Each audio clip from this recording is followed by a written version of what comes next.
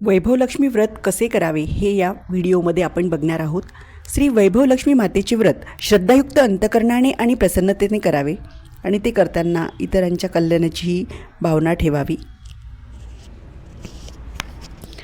प्रथमतः हातपाय धुवून शुद्ध वस्त्र अथवा सोहळे नेसून कपाळी गंध लावावा.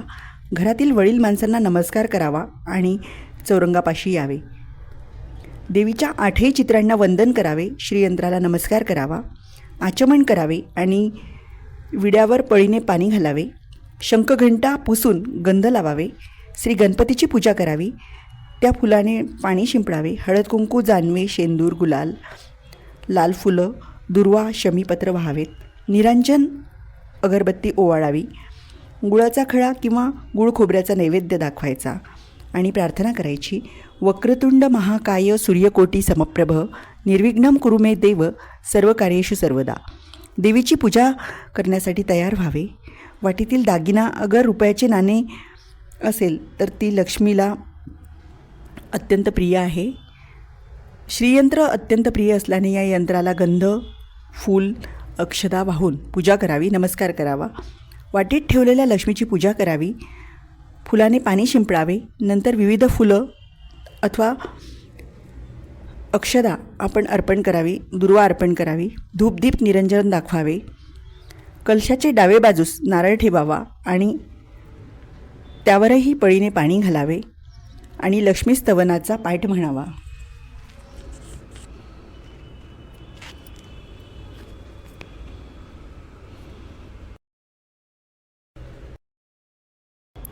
या रक्तांबुजवासिनी विलासिनी चंडाशु तेजस्विनी या रक्ता रुधिरांबरा हरिसखी या श्री मणिल्लादिनी या रत्नांकर मंथनान प्रकटिता विष्णू स्वयागेहिनी सामान पातू मनोरमा भगवती लक्ष्मीच पद्मावती. पंचामृत, फळ किंवा खीर यांचा नैवेद्य दाखवावा आणि लक्ष्मीचे ध्यान करावे. अक्षस्त्रक पराशुंग देशुकुलिशम पद्मधनुकुंडिकाम दंडम शक्तिम सिंच चर्म जलजम घंटासुराभाजनम शूलं पाश सुदर्शने च ददती हस्तै प्रवालप्रभा सेवे सैरिभिमर्दिनीं ही लक्ष्मी सरोजस्थिताम. नंतर देवीचे 5 मंत्र म्हणायचे. देही सौभाग्यम आरोग्य देही मे परम सुखम रूपम देही जयम देही यशो देही दिशो जही विदेही देही कल्याणीम विदेही परमाश्रियम रूपम देही जयम देही यशो देही दिशो जही विद्यावंत यशस्वंत लक्ष्मीवंत जनम कुरु रूपम देही जयम देही यशो देही दिशो देही पुत्रान देही धनम देही सर्व कामाच्च देही मे रूपम देही जयम देही यशो देही दिशो जही देवी प्रपद्याती हरे प्रसिद्ध प्रसिद्ध मातीर जगतोखिलस्य प्रसिद्ध विश्वेश्वरी पावही विश्व त्वमीश्वरी देवी चराचरम. यानंतर लक्ष्मी गायत्री मंत्र म्हणावा. ओम महालक्ष्मीचे विद्महे विष्णू पत्नीचे धीमही तन्नो लक्ष्मी प्रचोदयात. नंतर प्रार्थना म्हणावी. रुग्ण रोगादि दारिद्र्यम पापम च अपमृत्युवह भयशोक मनस्तापा नश्यंतु मम सर्वदा श्री वर्चस्वम आयुष्यम आरोग्यम अविदा शोभमान महीयते धान्यम धनम पशु बहुपुत्र लाभम शतसंवत्सरम दीर्घमायु. यानंतर महालक्ष्मी अष्टक याचा पाठ करावा. श्री गणेशाय नमः. इंद्र उवाच. नमस्तेस्तु महामाये श्रीपीठे सुरत्पूजिके शंखचक्रगदाहस्ते महालक्ष्मी नमोस्तुते. नमस्ते गरुडारूढे कोलासुर भयंकरी सर्व पापहरे देवी महालक्ष्मी नमोस्तुते. सर्वज्ञ सर्ववर्धे सर्वदृष्ट भयंकरी सर्व दुःखहरे देवी महालक्ष्मी नमोस्तुते. सिद्धिबुद्धिप्रदे देवी भुक्तिमुक्तिप्रदायिनी मंत्रमूर्ती सदा देवी महालक्ष्मी नमोस्तुते. आद्यंतरहिते देवी आद्यशक्ती महेश्वरी योगजे योग संभूते महालक्ष्मी नमोस्तुते.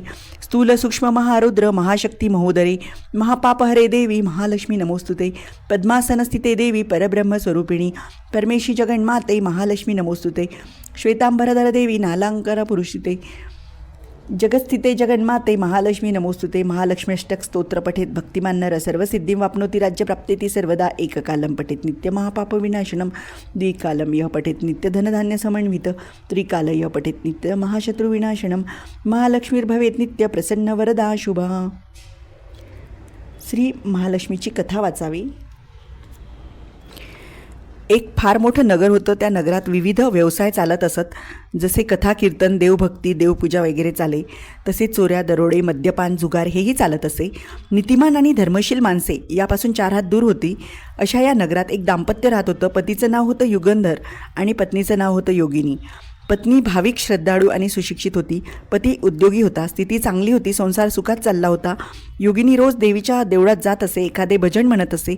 पतीचीही तिला साथ होती. पण कालचक्र सतत चाकाच्या आराप्रमाणे फिरत असते आणि भाग्यवंताला युगंधराला आपण एकदम श्रीमंत व्हावे असे वाटू लागले आणि तो जुगारी बनला. जुगाराने कोणाचे भले झाले आहे. शूर कृतविज्ञ पांडवांनाही त्यामुळे 12 वर्ष वनवास भोगावा लागला. द्रौपदीची विडंबना झाली. वैभव गेलं. भगवान श्रीकृष्णांची कृपा म्हणून अखेर विजयी झाले. युधिष्ठिराने नगरात प्रवेश करताच दुर्गामातेचे स्तवन केले. सारांश श्रीमद भगवत अनंत श्री दुर्गामाता यांच्याच कृपेने पांडव पुन्हा सुस्थितीत आले. परमेश्वरी अधिष्ठानानेच महत् संकटे निवारण होतात हेच खरे.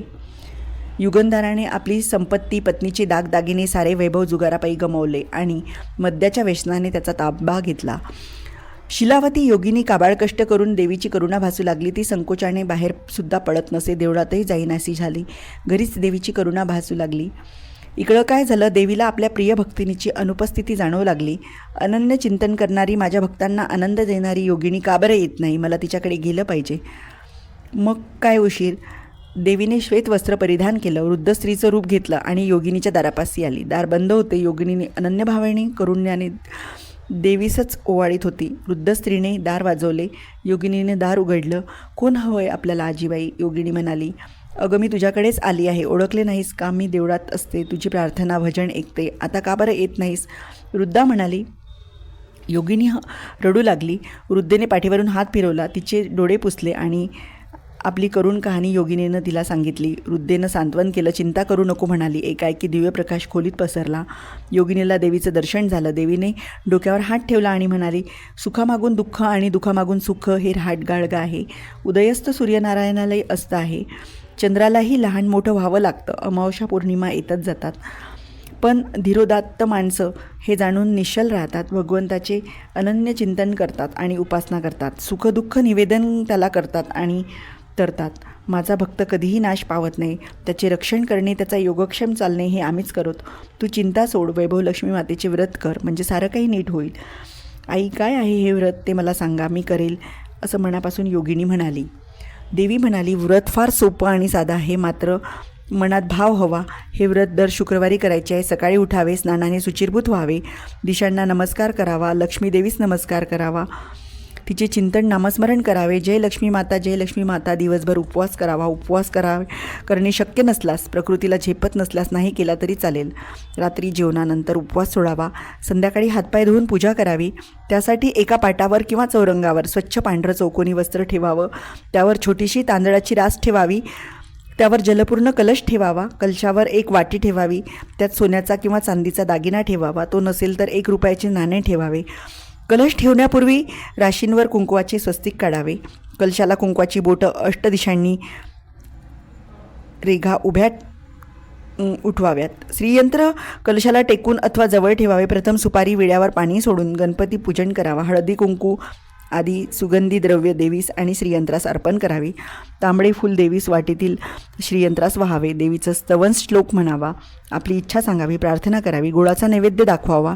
महालक्ष्मीष्टक म्हणावे. मग आरती करावी आणि आपल्या संकल्पाप्रमाणे 11 किंवा 21 शुक्रवार हे व्रत करायचे. शेवटी 5 किंवा 7 कुमारिकांना, सुवासिनींना पाचारण करावे. लक्ष्मी स्वरूप मानून त्यांना पाय धुवावेत. त्यांच्या कपाळी हळद कुंकू अक्षदा लावाव्यात. प्रसाद द्यावा. तसेच व्रतेचे नवीन पुस्तक द्यावे.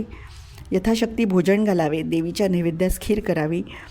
पुढे पूजाविधी आटोपल्यानंतर दागिने परत अंगावर घालावे अथवा जागची वाटी ठेवून द्यावी. कलशातील पाणी तुळशीला विसर्जन करावे. तांदूळ पक्ष्यांना खायला द्यायचे. या व्रताने ऐश्वर्य संपत्ती मिळते. संकट नाहीशी होतात. घरात सुखसमृद्धी भरभराट होते. लक्ष्मीचा वास घरामध्ये राहतो. योगिनीने सर्व काही लक्षपूर्वक ऐकले आणि हे व्रत मी मनोभावे करेन असे देवीस म्हणाली. योगिनी असे म्हणतात तोच तथास्तु कल्याणम असतू असे म्हणून देवी तिथनं अंतर्धान पावली. तो तेजाचा प्रकाशही नष्ट झाला. पण योगिनीच्या अंतःकरणात आशेचा आणि श्रद्धेचा प्रकाशदीप उजळला. तिने पहिल्याच शुक्रवारी 11 शुक्रवारांचा संकल्प करून मनोभावे पूजा केली. रात्री युगंधराला प्रसाद दिला. प्रसाद पोटात जाताच युगंधराला उपरती होऊ लागली आणि त्याने पश्चाताप व्यक्त केला. योगिनीने व्रत सुरू केले. युगंधर आता काम करू लागला. दोघेही भरपूर कष्ट करू लागले. युगंधराचे मद्यपानाचे व्यसन सुटले. घरातील मतभेद संपले आणि पत्नीचे ओरबडून आणलेले दागिने त्याने सोडवून आणले. 11व्या शुक्रवारी मोठ्या थाटाने उल्हासित अंतकरणाने त्याने उद्यापन केले. सुहासिनींना लक्ष्मी म्हणून सत्कार केला. प्रत्येकीला व्रताचे एक एक पुस्तक दिले. शेजारी पाजाऱ्यांनाही अद्भुत चमत्कार पाहिला आणि योगिनीकडून व्रत समजावून घेऊन त्याही करू लागल्या. श्री वैभव लक्ष्मी मातेच्या व्रतप्रभावाने लक्ष्मीनी आणि योगिनी आणि युगंधर संतती संपत्ती वगैरे ऐश्वर्याने संपन्न होऊन सुखी झाले. नम्रता आदरातिथ्य हे त्यांचे शीलच बनले. योगिनीवर जशी वैभवलक्ष्मीची कृपा झाली तशी तुम्हा आम्हावर हो आणि कुटुंबात निर्व्यसनता सुखसमृद्धी बुद्धिश्रद्धायुक्त संतती नांदो ही